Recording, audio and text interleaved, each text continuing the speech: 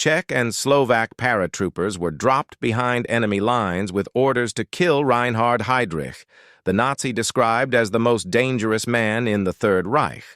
They succeeded, then held off 800 SS soldiers alone. The assassination of Reinhard Heydrich in 1942 was the only successful killing of a senior Nazi official carried out during the Second World War. It required extraordinary planning, extraordinary courage, and it cost the men who did it everything. The reprisals that followed killed more than 2,000 people. Reinhard Heydrich was, by 1941, one of the most powerful men in the Nazi regime.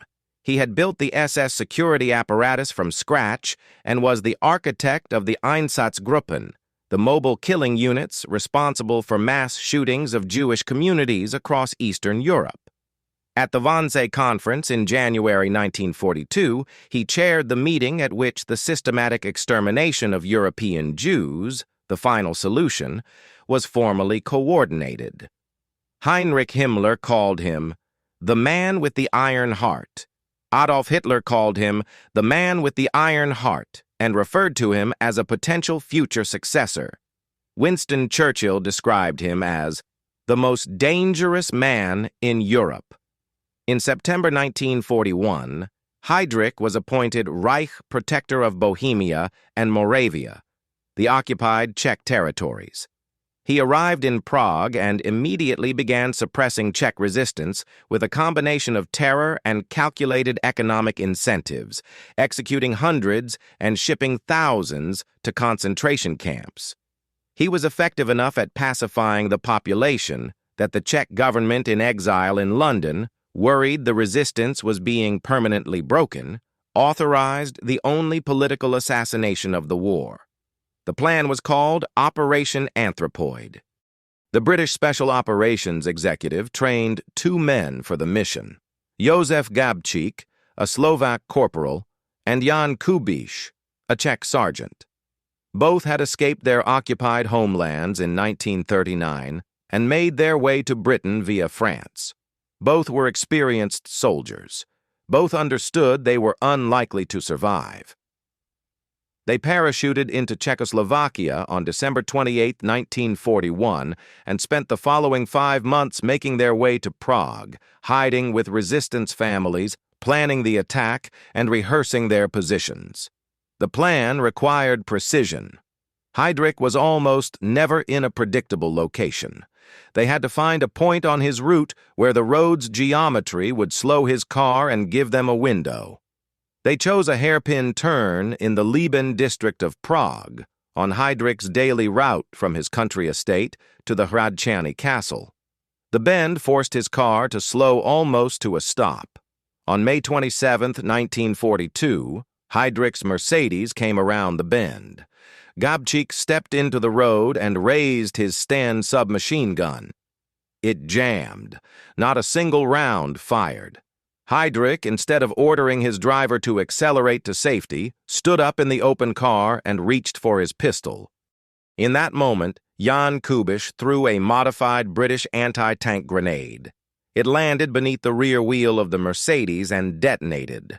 The blast shredded the car and sprayed shrapnel into Heydrich's body. Fragments of metal, upholstery springs, and horsehair from the car seat penetrated his diaphragm and spleen. Heydrich, bleeding, got out of the car and chased Gabčík on foot for half a block before collapsing. He was taken to a Prague hospital. He survived the initial surgery. For 8 days, it appeared he might live. He died on June 4, 1942, of septicemia, blood poisoning from infection introduced by the horsehair and fabric fragments driven into his wounds by the blast.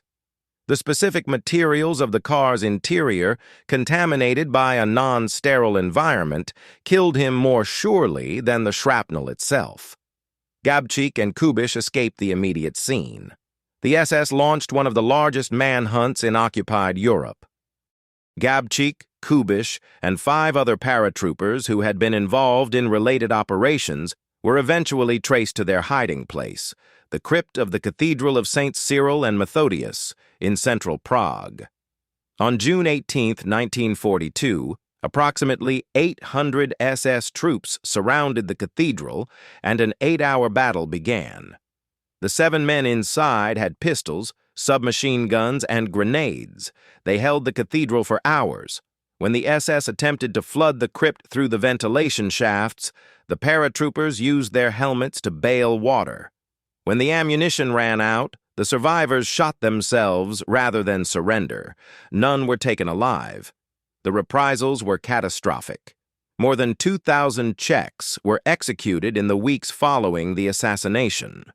The village of Lidice, incorrectly identified as having harbored the assassins, was completely destroyed. Every man was shot, every woman sent to Ravensbrück concentration camp, the children gassed, the buildings dynamited, and the rubble bulldozed. The village was erased from maps. The Czech government in exile, which had authorized the assassination, had been warned this would happen. They had judged that the political cost of doing nothing, a fully pacified Czech resistance, was higher.